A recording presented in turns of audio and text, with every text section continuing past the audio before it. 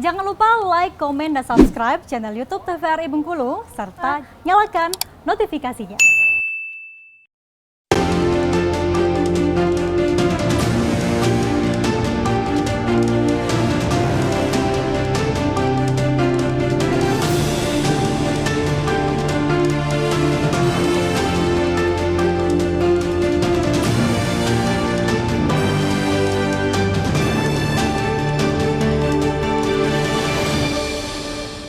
Baik pemirsa, kembali di Berndo TVRI Bengkulu untuk edisi hari ini 17 Juli 2023, tentunya dengan tema kita memeriahkan Tabut 2023 dengan narasumber ada Bapak Roli Gunawan selaku Ketua Tabut Imam Senggulu dan juga ada Bapak Idram Syah selaku Ketua Tabut Pembangunan. Kita berbincang lagi dengan kedua orang narasumber kita. Untuk sore hari ini pemirsa kita ke Pak Idram terlebih dahulu mungkin ya. Nah Pak Idram, ada perbedaan nggak sih? Mungkin kan banyak banget nih untuk tabut-tabut yang ada nih yang kita ketahui, yang mungkin masyarakat awam ketahui, tentunya ada tabut sakral, tabut pembangunan, tabut Imam Senggulu. Nah, bisa dijelaskan nggak sih Pak untuk perbedaan-perbedaan dari tabut-tabut tersebut? Ya memang kalau tabut budaya dan tabut sakral itu sangat berbeda. Nah, tabut sakral itu kan ya memang ada aturannya, memang mulai dari kernis, rolak, ada toy, ada buah butun, ada buah pedado sampai puncak akhir, sampai ke bunga pahat, sampai ke pahar.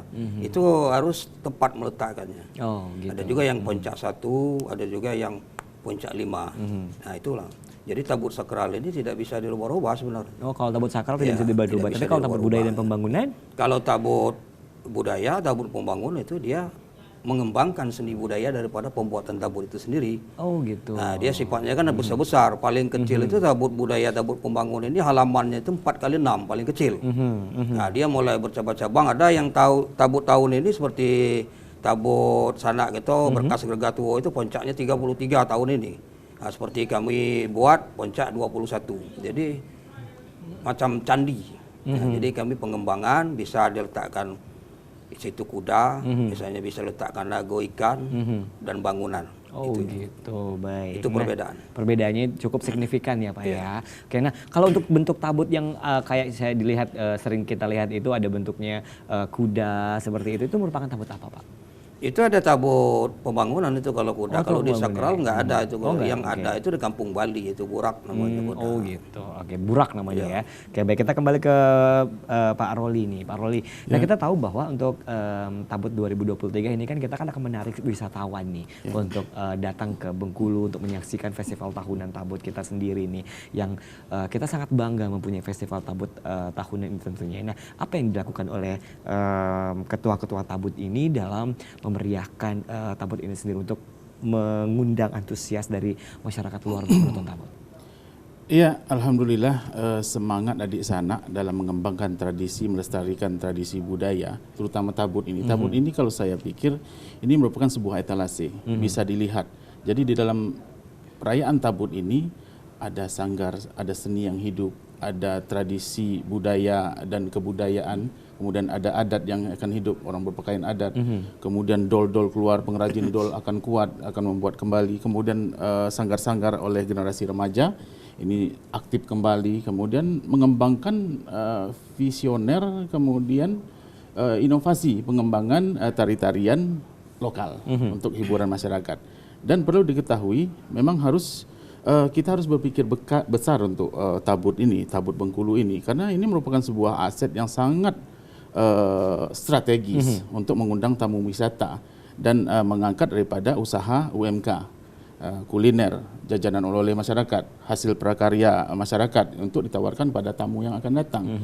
Dan kita sudah harus berpikir untuk bagaimana caranya mendarat ke bulan. Jangan lagi kita masih berpikir gontok-gontokan, kemudian berbentur-benturan, kemudian saling menghambat di warung lepau. Nah, kita harus profesional. Jadi masyarakat lokal Bengkulu sudah harus berpikir daripada kritis pengembangan untuk Tabut ini. Dan makanya kami selalu men-share, kemudian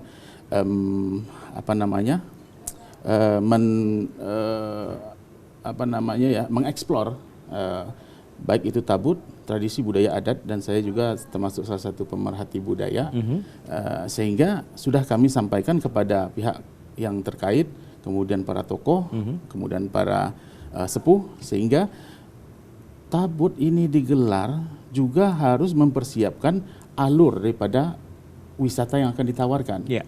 Misalnya orang tidak hanya melihat melulu di lapangan Merdeka bentuk festival tabut atau tabut bersanding saja. Tapi masyarakat, bagaimana masyarakat luar, tamu-tamu wisata ini bukan hanya sekedar lewat, tapi mereka memang benar-benar singgah di area wisata. Ya.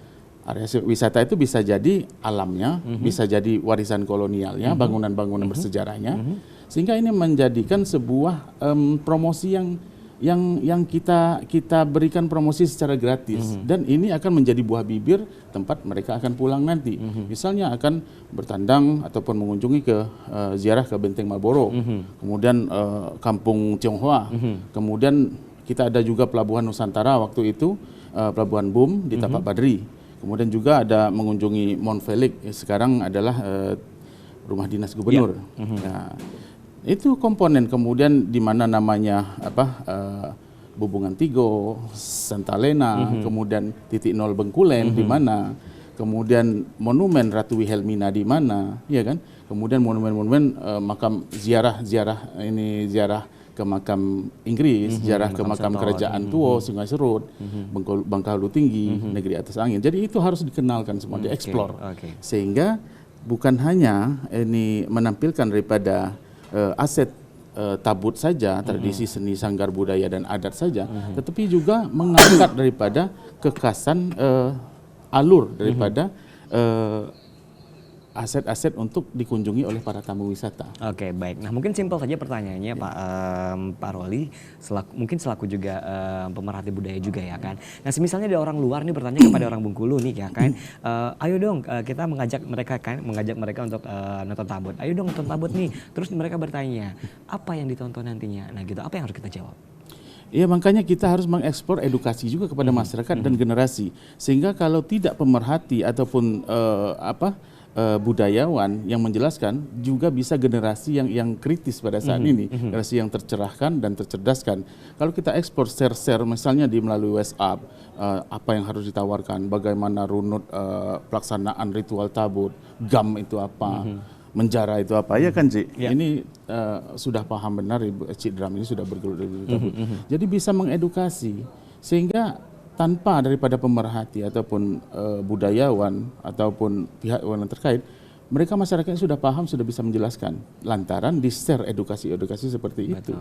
Sehingga akan membantu ini mengeksplor, mengedukasi, dan menjadi pemantik untuk menarik tamu wisata tersebut. Sehingga merasa penasaran, apa sih itu gam?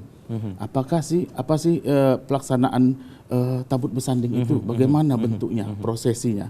Dan saya sebagai Ketua Tabut Imam Senggolo, ini pada tahun ini akan insya Allah kalau tidak ada halangan, kami akan menaikkan tabut sakral itu dalam bentuk 13 puncak. 13 puncak. Ya, jadi 13 puncak ini adalah 13 falsafah. 13 falsafah ini menguatkan syiar dakwah Islam. Jadi sehingga 13 puncak ini merupakan ada falsafah-falsafah yang terkandung di dalam maknanya untuk penguatan syiar dakwah Islam. Oke, nanti itu akan dilaksanakan di Tabut 2023. Ya, Tabut Imam adalah tabut sakral seperti yang dijelaskan Cik Dram kami tadi, sehingga berbeda dengan tabut pembangunan yang memiliki pengembangan yang bebas berekspresi. Seperti ada burak, ada kuda, ada naga, segala macam bisa disondingkan, bisa dipengembangkan, istilahnya itu kan modernis. Ya. Tapi kalau tabut sakral ini memiliki falsafah-falsafah yang harus diikuti, runutnya tidak berubah, kemudian menggunakan bahan-bahan original seperti bambu, rembio, ya kan, kemudian hal-hal yang bisa dipakai, sehingga ini merupakan maknanya adalah ini lebih sederhana, kemudian juga memanfaatkan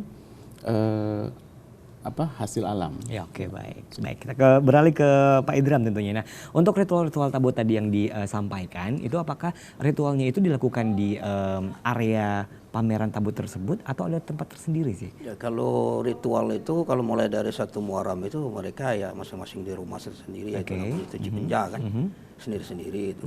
Nanti kalau malam menjarah baru saling andun mengandun kalau bahasa Bengkulu. Ya, tabut imam ke bangsal, bangsal ke imam. Imam ya. Terus nanti bisa dijelaskan ya tentunya untuk seperti apa proses-proses tentunya dari awal sampai dengan tabut terbuang tentunya, karena kita penasaran mungkin masyarakat awam Bengkulu yang mungkin baru pertama kali untuk melihat tabut mungkin ya, ataupun juga masyarakat yang baru datang ke Bengkulu, ini awalnya prosesnya apa saja sih? Pokoknya nanti akan kita jelaskan bersama. Kita akan jeda iklan terlebih dahulu tetap bersama kami di Berndo TVRI Bengkulu.